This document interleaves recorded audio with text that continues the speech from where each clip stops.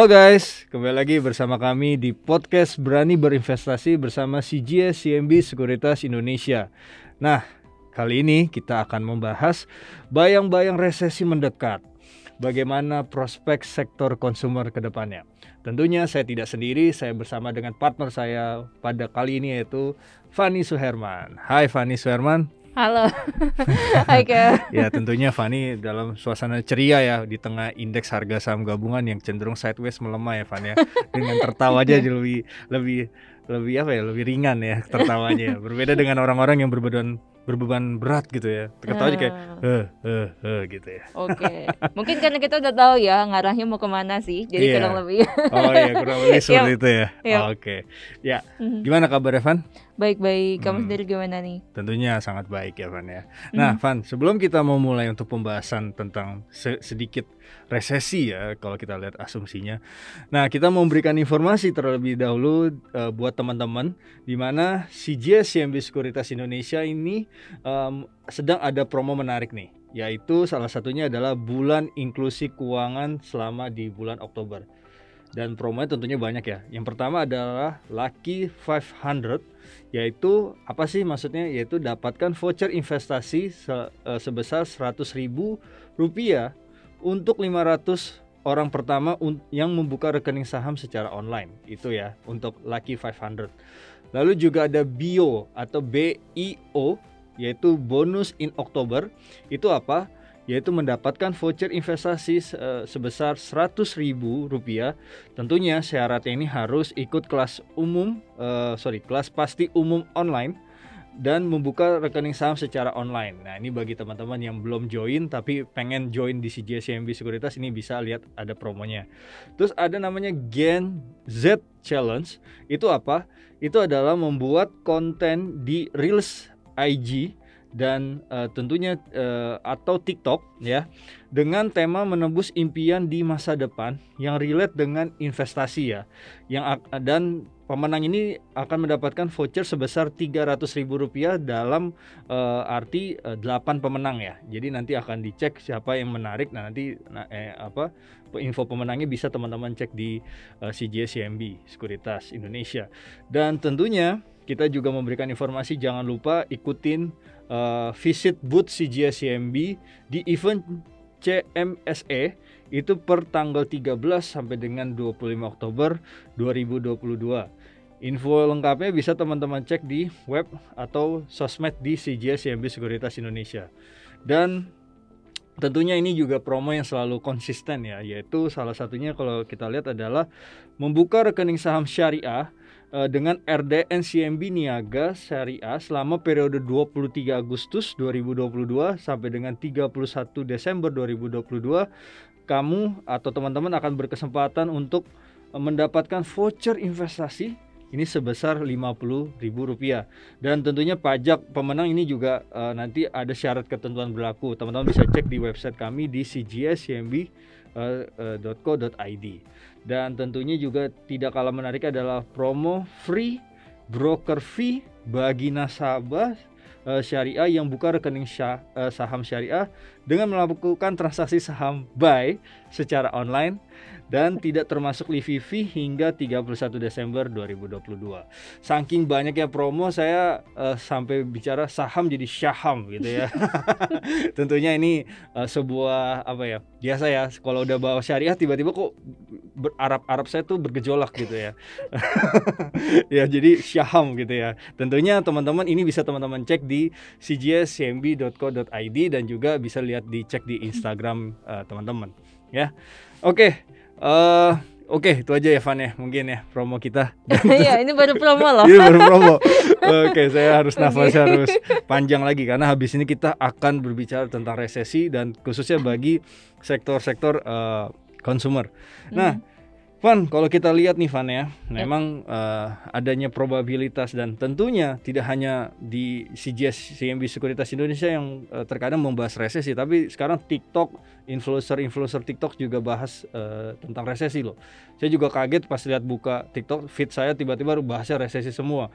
Dan itu ada beberapa pandangan, pendapat, dan tentunya kita juga akan ikutan juga untuk bahas ini. Walaupun sebelum-sebelumnya kita sudah sounding ke teman-teman gitu ya. Nah, Van, kalau kita lihat kan membicarakan probabilitas nih, khususnya resesi di Amerika Serikat. Nah, ini gimana efeknya buat saham-saham defensif khususnya di Indonesia? Kalau kita lihat berkaca adanya resesi probabilitas nanti di luar negeri khususnya di Amerika Serikat. Bagaimana tanggapannya? Oke, nah kalau misalkan kita flashback balik nih ya teman-teman, di podcast yang kemarin itu kita udah pernah membahas ya bahwa memang probabilitas US ini masuk ke dalam resesi itu udah mencapai 50% ya. Terus kalau dilihat tapi Indonesia ini memang probabilitas lebih kecil, itu cuma sekitar 5% aja teman-teman. Cuma memang kalau ditanya nih ya bahwa historical, biasanya nih orang-orang ketika mau memasuki resesi gitu ya, ini biasanya orang akan mengatakan, oh kalau gitu kita harus collect saham-saham yang defensif gitu ya. Kenapa? Karena ibaratnya mungkin kalau misalkan kondisi lagi susah gitu ya, lagi resesi, apa sih yang orang tetap akan butuhkan? Itu misalkan orang tetap butuh makan gitu ya.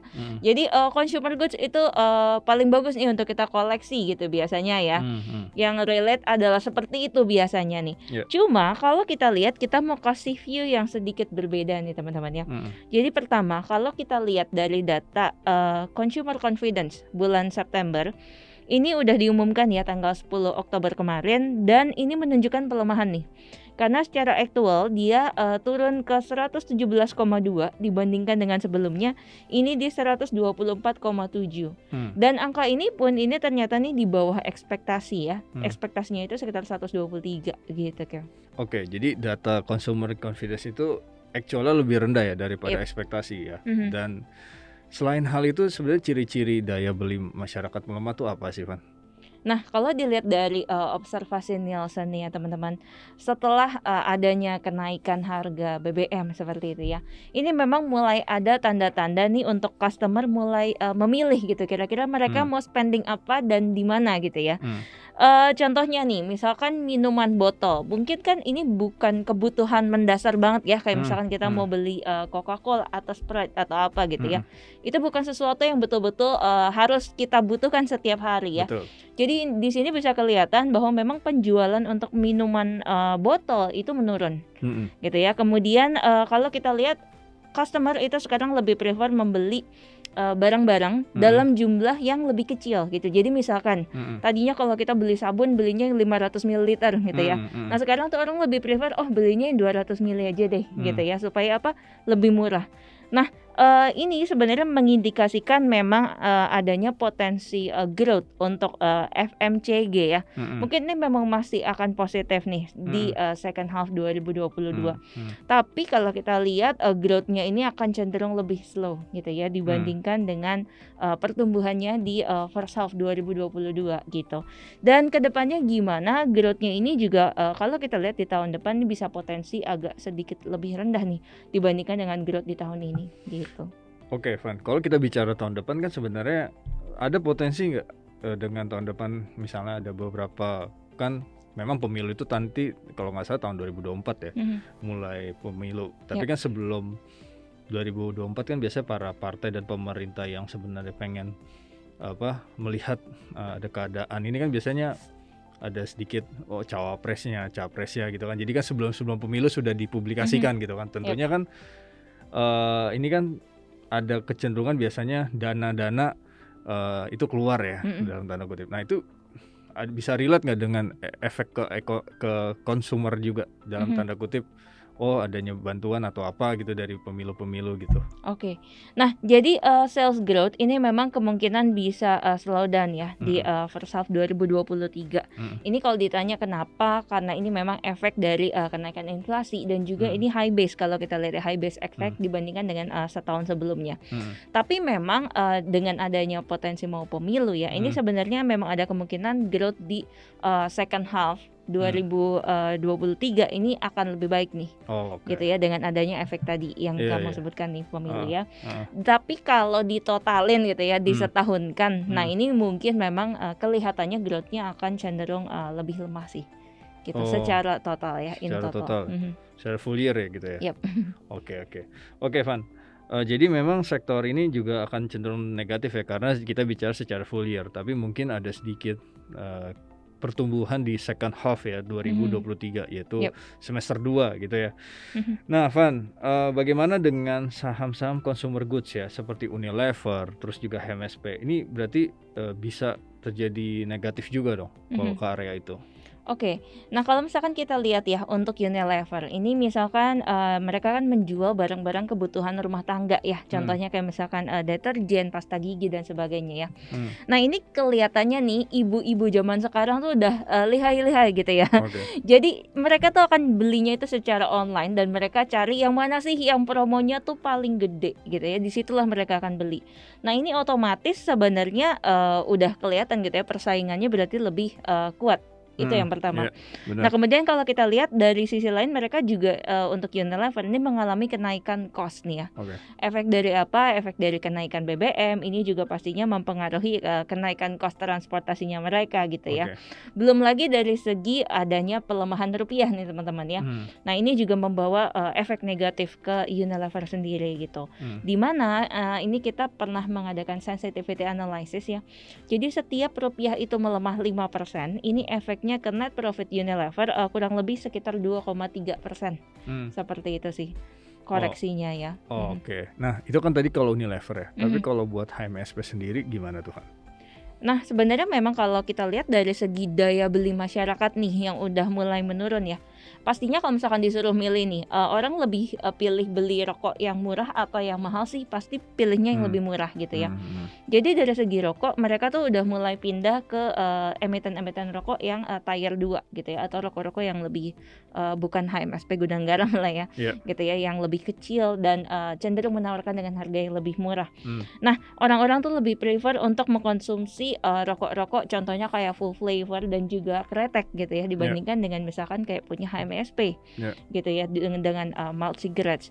Nah itu sih yang menyebabkan agak sedikit negatif gitu ya. Hmm. Dan rokok juga kalau misalkan kita breakdown nih dari cost-nya ya, cost terbesar mereka itu sebenarnya dipengaruhi dari cukai rokok gitu ya, tax rokoknya itu loh yang besar gitu ya. Hmm. Dan by historical untuk tax rokoknya sendiri cukainya itu biasanya diumumkan di sekitar bulan November Desember Hmm. gitu ya, baru nanti akan diimplementasi di tahun depan. Hmm. Nah biasanya kalau misalkan nanti ternyata dikatakan oh cukainya naik sekian persen gitu ya, Hmm. dan ini nih lebih tinggi dibandingkan dengan ekspektasi investor sebelumnya, ini biasanya negatif nih ke emiten-emiten rokok gitu ya. Makanya mungkin ini yang harus diperhatikan oleh teman-teman dan bisa sedikit negatif seperti itu sih. Oke, thank you banget ya Fani atas Mhm. waktunya dan juga sharingnya ya. Nah, gimana guys? Seru nggak obrolan kita mengenai resesi dan juga sektor yang terkena dampak dari resesi, yaitu tadi kita bahas adalah sektor konsumer. Tentunya sampai jumpa pada podcast Berani Berinvestasi selanjutnya. Kalau nggak mulai dari sekarang, kapan lagi? See ya! Bye.